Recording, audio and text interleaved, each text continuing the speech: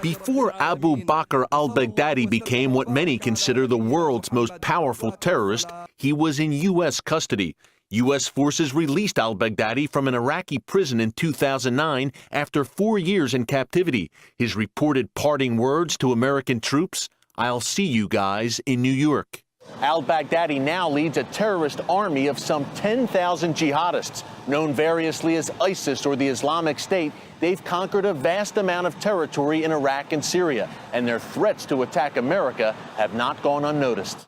You will have a hard time finding any senior U.S. counterterrorism or intelligence official who won't say right now that the Islamic State or ISIS is the biggest threat that we're facing in the moment.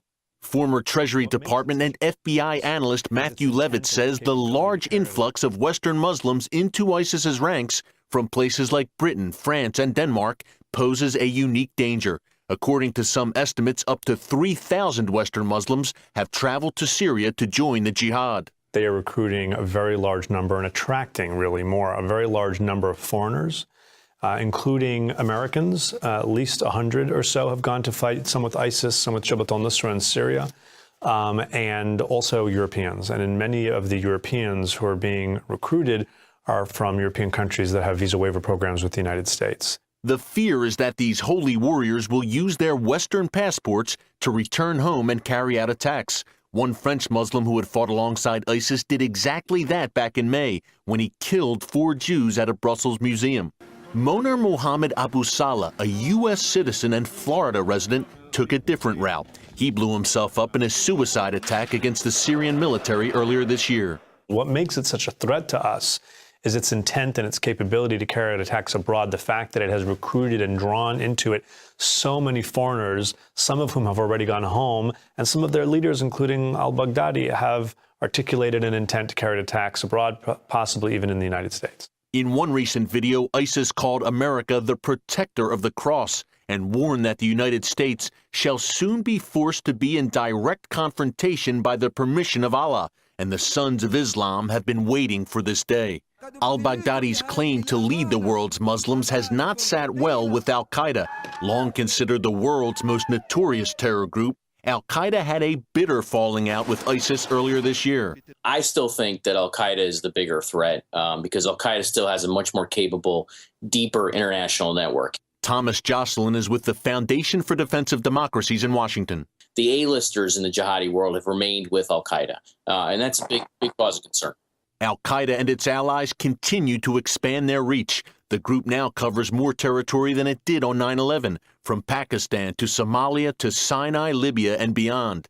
The al-Qaeda branch that most worries U.S. intelligence officials is based in Yemen. It's been behind several plots against the U.S. homeland and has also recruited a number of Westerners. There are a small number of people in Yemen and Saudi Arabia who are making very ingenious bombs and very much have the intent to try and deploy them directed at the United States.